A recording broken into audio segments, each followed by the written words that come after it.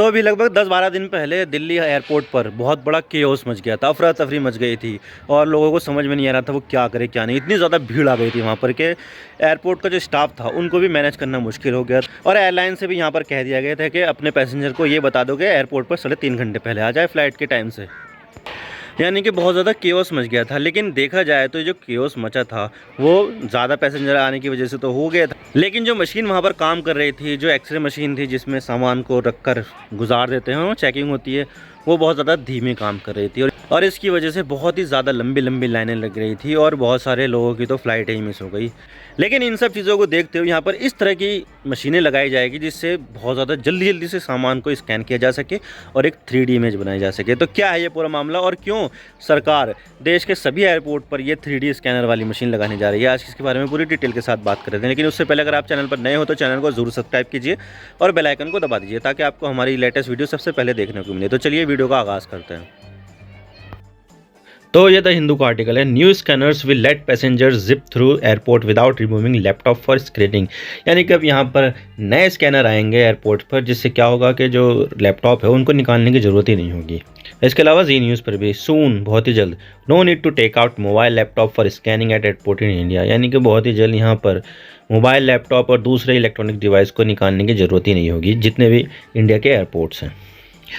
तो बात करते हैं कि मामला क्या है और हम इसकी बात क्यों करें। तो देखिए, आपने कभी एयर ट्रैवल तो किया ही होगा, अगर नहीं किया है तो मैं आपको बता दूं कि आपको एयरपोर्ट पर सिक्योरिटी चेक से गुजरना होता है और इसमें काफ़ी ज़्यादा टाइम लगता है और अक्सर हमें सिक्योरिटी स्टाफ को काफ़ी सारी चीज़ें निकाल कर दिखानी भी पड़ती है कि हम क्या क्या अपने साथ लेकर जा रहे हैं और इससे हमें कभी कभी बहुत ज़्यादा दिक्कतों का सामना भी करना पड़ता है। अगर आप इलेक्ट्रॉनिक सामान लेकर जा रहे हो तो आपको और ज़्यादा दिक्कत होती है, उनको निकालना और उन्हें केयरफुली वापस रखना, ये काफ़ी ज़्यादा सिरदर्द वाला काम हो गया है।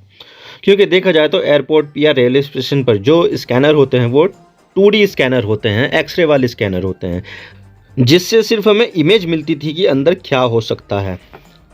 जैसे कि ये 2D स्कैनर है। एयरपोर्ट पर या रेलवे स्टेशन पर, मेट्रो स्टेशन पर इस तरह के स्कैनर होते हैं।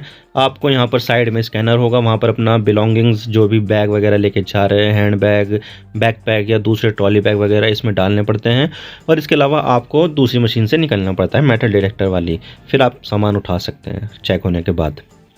और जो एक्सरे स्कैनर यानी कि 2D स्कैनर से जो इमेज निकलती है वो इस तरह की निकलती है कि अंदर क्या क्या हो सकता है। जो प्लायर है आपको दिख रहा होगा, चार्जर दिख रहा होगा, जूते दिख रहे होंगे और चैन वगैरह ये सब। तो ये एक्सरे स्कैनर होता है जिसमें हमें सिर्फ 2D इमेज दिखाई देती है। लेकिन अब ये 2D स्कैनर गुजरे ज़माने की बात हो जाएगी और इसके स्थान पर आएगा 3D स्कैनर, जिससे आपको सिक्योरिटी चेक पॉइंट पर अपना सामान नहीं दिखाना पड़ेगा। तो देखते हैं कि इसमें क्या हो रहा है। तो यहाँ पर भारत में जितने भी एयरपोर्ट होते हैं उस पर सिक्योरिटी की सारी जिम्मेदारी bureau of civil aviation security के हाथ में है, जो सीधे तौर पर सिविल एविएशन मिनिस्ट्री के तहत आती है और ये देखती है कि कहाँ पर क्या क्या सिक्योरिटी होनी चाहिए या रखनी चाहिए। हालांकि देखा जाए तो सिक्योरिटी को मैनेज करने के लिए CISF के जवान होते हैं, यानी कि सेंट्रल इंडस्ट्रियल सिक्योरिटी फोर्स के जवान होते हैं, लेकिन जो सारी चीज़ें की जाती है वो BCAS के ज़रिए ही की जाती है। तो उसने यहाँ पर कुछ रिकमेंडेशन दी है जिसमें अगर एयरपोर्ट पर लगा दिया जाए तो जो भी इलेक्ट्रॉनिक्स आइटम है जैसे कि लैपटॉप, टैबलेट या फ़ोन, उनको बैग से निकालना ही नहीं पड़ेगा बल्कि आप इसे बैग में कैरी कर सकते हो। BCAS के जॉइंट डायरेक्टर जगदीप प्रसाद ने कहा है कि BCAS ने कंप्यूटर टोमोग्राफी वाले स्कैनर्स को इंस्टॉल करने का प्रपोज किया है जो एयरपोर्ट पर लगेंगे और जो भी सामान इसमें से स्कैन होकर गुजरेगा तो उसको यहाँ पर एक 3D इमेज बन जाएगी। जैसे कि मैंने आपको बताया कि अभी तो एयरपोर्ट पर 2D स्कैनर काम कर रहे हैं, एक्सरे स्कैनर काम कर रहे हैं जो 2D इमेज दिखाते हैं, लेकिन टोपोग्राफी स्कैनर ऐसे होते हैं जिसमें 3 डायमेंशनल इमेज निकलती है, 3D इमेज निकलती है। आपने ये मशीन तो ज़रूर देखी होगी, या तो फिल्मों में या फिर अस्पतालों में। इसे CT स्कैन मशीन कहते हैं, यानी कि कंप्यूटराइज्ड टोमोग्राफी स्कैन मशीन, और इसके अंदर ह्यूमंस को भेजा जाता है, इंसानों को भेजा जाता है ताकि इंसान के पूरे शरीर के साथ साथ जो कुछ भी इंसान के अंदर है उन सब की एक 3D इमेज बनाए, उनको स्कैन कर सके। और ये होती है CT स्कैन मशीन से निकली एक 3D इमेज। यानी कि CT स्कैन मशीन हमें कुछ इस तरह से इमेज दिखाती है कि अंदर क्या हो सकता है, क्या क्या है और उसकी जो इमेज है वो कैसे होगी, और फिर उसके हिसाब से डॉक्टर अपना इलाज करते हैं। और अब इसी तरह की मशीन भारत के एयरपोर्ट पर लगने वाली है। आप देख सकते हैं कि ये है वो मशीन। हालांकि देखा जाए तो ये मशीन अभी यूरोपियन देशों में काम करती है लेकिन भारत में नहीं आई है, और अब भारत में भी एयरपोर्ट पर जो 2D स्कैनर मशीन काम करती है उन्हें हटाकर ये 3D स्कैन वाली मशीन लगाई जाएगी।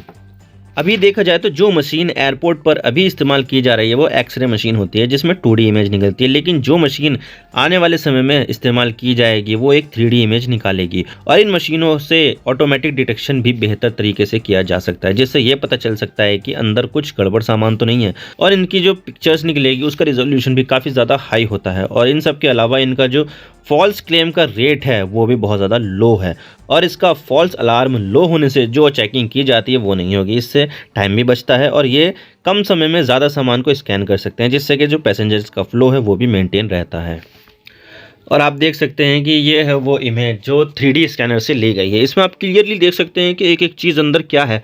पासपोर्ट भी दिखाई दे रहा है, चाबी भी दिखाई दे रही है, अंदर एक छोटा बैग है वो भी दिखाई दे रहा है, चश्मा बेहतर तरीके से दिखाई दे रहा है, एक दवाई की जो डिब्बी है वो भी दिखाई दे रही है, और एक जो म्यूज़िक प्लेयर है उसमें एयरफोन लगी है वो भी हमें दिखाई दे रही है, जो बेहतर तरीके से हमारे सामने पेश की जा रही है। और इसके अलावा ये वाली भी इमेज, ये भी 3D स्कैनर से ली गई है, और इसमें भी आप कंघे देख सकते हैं, और जो दूसरे कैमरा है वो देख सकते हैं, अंदर की दवाइयाँ हैं वो देख सकते हैं, बॉटल है वो देख सकते हैं, और जितने भी अंदर सामान है उसकी हमें एक क्लियर इमेज मिल जाती है 3D स्कैनर से। लेकिन सवाल ये आता है कि इन मशीनों को भारत में क्या इंपॉर्टेंस है, कितना सिग्निफिकेंट है। तो देखिए, जब तक कोविड था तो तब तक फ़्लाइट ही बनती थी, तब एयरपोर्ट पर इतने पैसेंजर्स भी नहीं होते थे। लेकिन जब से कोविड की लहर ख़त्म हुई है और सब कुछ कोविड से पहले जैसा हुआ है, तो तब से एयर ट्रैवल काफ़ी ज़्यादा बढ़ गया है, और ये इतना ज़्यादा बढ़ गया है कि इतना तो कोविड से पहले भी नहीं होता था जितना अब हो रहा है। लेकिन भारत के एयरपोर्ट्स का जो इंफ्रास्ट्रक्चर है वो पुराना ही है, और पैसेंजर्स की संख्या लगातार बढ़ रही है। तो ऐसे में जो एयरपोर्ट हैं वो ओवर क्राउडेड हो रहे हैं। और इतना ही नहीं, दिल्ली के IGI एयरपोर्ट पर 11 दिसंबर को ही लगभग 7.5 लाख पैसेंजर्स आ गए, डोमेस्टिक पैसेंजर आ गए, और वहाँ पर सारी जगह पर केओस यानी कि अफरा तफरी मच गई। और आप देख सकते हैं कि 14 दिसंबर का ये आर्टिकल है, हुआ 11 दिसंबर को था, लेकिन यहाँ पर 14 दिसंबर की भी बात की जा रही है। Delhi airport chaos continues as passengers complain of long queues, security check delays.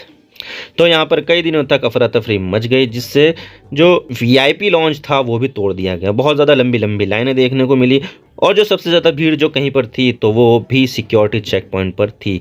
वहाँ पर एक्सरे मशीन जो सामान को चेक करती है वो बहुत ही ज़्यादा धीमे काम कर रही थी, और जितने पैसेंजर वहाँ पर आ गए थे वो मशीनें सफिशिएंट नहीं थी उनको स्कैन करने के लिए। तो ऐसे में वहाँ पर फास्ट और बेटर डिटेक्शन वाली मशीनों की ज़रूरत है। तो ऐसे में वहाँ पर कंप्यूटर टोमोग्राफी स्कैनर सामने आया, जो सिक्योरिटी की ज़रूरतों को पूरा कर सकता है, क्योंकि अगर मशीन फास्ट काम करेगी तो एयरपोर्ट पर पैसेंजर का फ्लो भी मेंटेन रहेगा, यानी कि पैसेंजर को एक सुखद यात्रा मिलेगी। आप मेरे इंस्टाग्राम पर भी जुड़ सकते हो। आप सिंपली जाइए इंस्टाग्राम में और सर्च कीजिए I_Imran सिद्दीकी, और आप मुझे फॉलो कर सकते हैं। इसके अलावा आप मुझे ट्विटर पर भी फॉलो कर सकते हैं, यहाँ पर भी सेम ही यूज़र नेम है I_Imran सिद्दीकी। तो दीजिए मुझे इजाज़त, मैं मिलता हूँ आपसे नेक्स्ट वीडियो में। अगर आपको वीडियो थोड़ी सी भी पसंद आए तो चैनल को ज़रूर सब्सक्राइब कीजिए। Thank you for watching. I really appreciate your precious time. God bless you all. Now signing off.